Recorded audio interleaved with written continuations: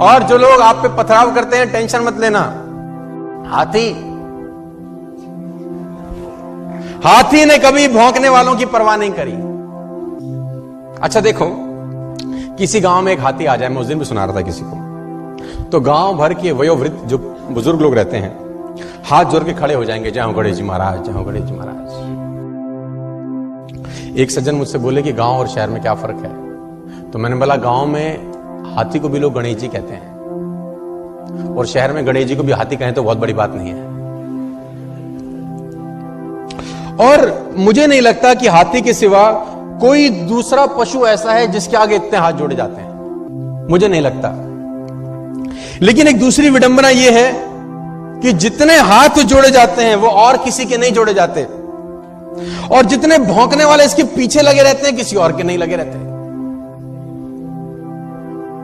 गलत तो नहीं कह रहा मैं आपसे। जितने हाथ जोड़े वाले इसके सामने खड़े रहते हैं उतना किसी और के नहीं, और जितने भौंकने वाले इसके पीछे रहते हैं किसी और के नहीं। गांव भर के वयोवृद्ध हाथ जोड़े खड़े होंगे और भौंकने वाले पीछे पड़े होंगे, तो टेंशन लेने का जरूरत।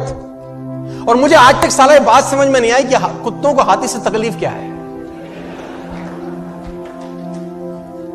हमको कुत्तों की बात समझ में नहीं आती, उनको हमारी नहीं आती। अगर समझ में आती तो हम पूछते कि भैया तुम्हें तकलीफ क्या है, और कुत्ते जवाब देते तो क्या देते मैं ये भी बता दूं आज आपको।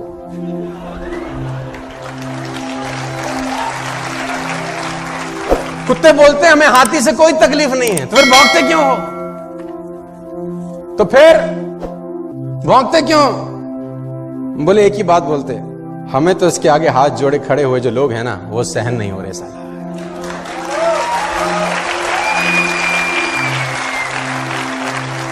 और सही बात है, जिसकी जितनी स्तुति होगी उसकी उतनी निंदा भी होगी।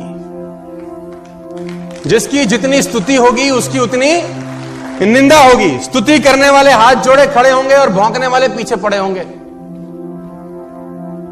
तो घबराने का जरूरत नहीं है कि अगर लोग आपको ताना मारें, टेंशन दें, आप अपना मस्त आगे आगे चलो। लेकिन दिक्कत क्या है? अच्छा, कुत्तों की इतनी हिम्मत नहीं है कि हाथी के आगे आके भौंके। आगे आके भौंकते नहीं, पीछे भौंकना बंद करते नहीं। लेकिन आप देखो हाथी को, देखो उसकी चाल में मस्ती बनी रहती है यार, क्योंकि वो हाथ जोड़ने वालों के पास ठहरता नहीं है और भौंकने वालों की तरफ मुड़कर देखता नहीं है।